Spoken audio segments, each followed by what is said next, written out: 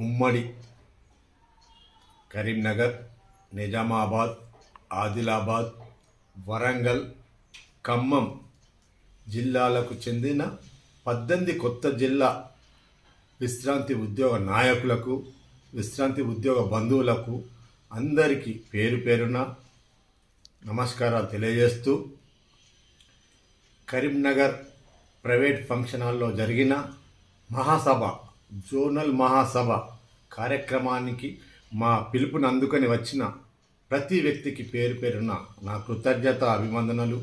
అలాగే ఈ కార్యక్రమానికి మన జోనల్ గౌరవాధ్యక్షుడు ఓరుగంటి రమణారావు గారు మనకిచ్చిన ఆతిథ్యం, హాయిగా ఆనందంగా ఆరోగ్యమైన ఫుడ్ అందించినందుకు మన జోనల్ విశ్రాంతి ఉద్యోగులందరి తరపున వారికి ప్రత్యేక కృతజ్ఞత అభివందనలు తెలియజేస్తున్నాను.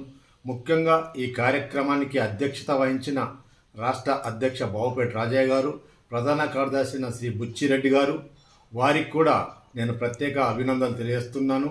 మమ్మల్ని ఎన్నుకోవడానికి సహకరించిన ఉమ్మడి కరీంనగర్ జిల్లా కె రవీందర్ గారు, బచ్చన్ సింగ్ గారితో పాటు వివిధ జిల్లాల నాయకత్వం అందరూ కూడా ఆమోదించడము, ఏకగ్రీవంగా మమ్మల్ని ఎన్నుకున్నందుకు మీ అందరికీ కూడా మనసా వాచా కర్మ సేవేన నేను చేయడానికి సిద్ధంగా ఉన్నానని, ఆ అవకాశం ఇచ్చినందుకు ప్రత్యేక అభినందనలు తెలియజేస్తున్నాను. అలాగే మన ఆర్టీసీ సంస్థ ఇతర ఏ సంస్థలో చూసినా కానీ తక్కువ జీతాలతో ఎక్కువ పని చేస్తున్నాము, కానీ ఎక్కువ ప్రజల ఆదర అభిమానాలు, ఆశీర్వాదాలు మనకు పొందుతున్నాయి. ఆ రకంగా పొందడము ఆరోగ్యంగా రిటైర్మెంట్ అయినామని నేను భావిస్తున్నాను.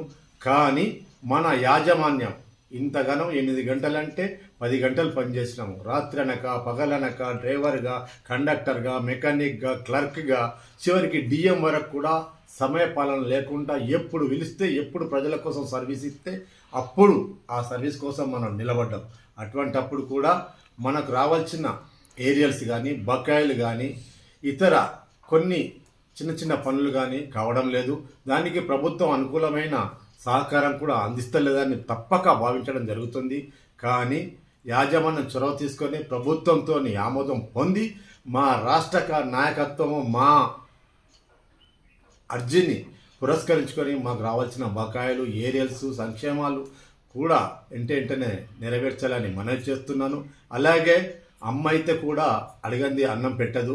అలాగే యాజమాన్యాన్ని అప్పుడు ఇప్పుడు మనకు రావాల్సిన బకాయిల కోసం అడుగుతూనే ఉన్నాము. కానీ ఆర్థిక క్షేమమా సంక్షోభమా మాకు పట్టింపు ఉండదు. కానీ మాకు రావాల్సిన బకాయిలు మాకు ఇస్తేనే మేము తృప్తిగా ఉంటాము. ఎదిగిన వాళ్ళు పిల్లలు ఉన్నారు, అలాగే వృద్ధాప్యంలో మందులకు మాకులకు ఖర్చులు ఉన్నాయి. అటువంటి దాని మీద మా మీద శ్రద్ధ పెట్టి ఒక తల్లి బాధ్యత ఏ రకంగా నెరవేరుతుందో ఆ పిల్లలకు మమ్మల్ని కూడా పిల్లలుగా భావించి మా బాధ్యతను పూర్తి చేసి మాకు రావాల్సిన బకాయిలు ఇవ్వాలని కోరుకుంటూ, ఒకవేళ ఇవ్వకపోతే అందరము కలిసి అవసరమైన ఉద్యమాలు చేస్తూ మన బకాయిలను తీసుకుందాం.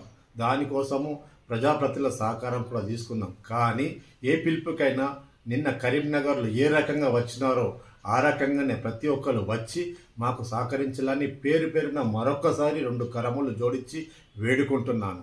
ఈ కార్యక్రమంకు పూర్తి సహకరించిన నాయకులకు, విశ్రాంతి ఉద్యోగులు, ముఖ్యంగా ఓరుగంటి రమణారావు గారికి, బావుపేట రాజయ్య గారికి, బుచ్చిరెడ్డి గారికి, వివిధ రీజనల్ కార్యదర్శులకు, రాష్ట్ర నాయకత్వానికి మనసు పూర్తిగా అభినందనలు తెలియజేస్తూ ముగిస్తున్నాను. జై హింద్, జై భారత్.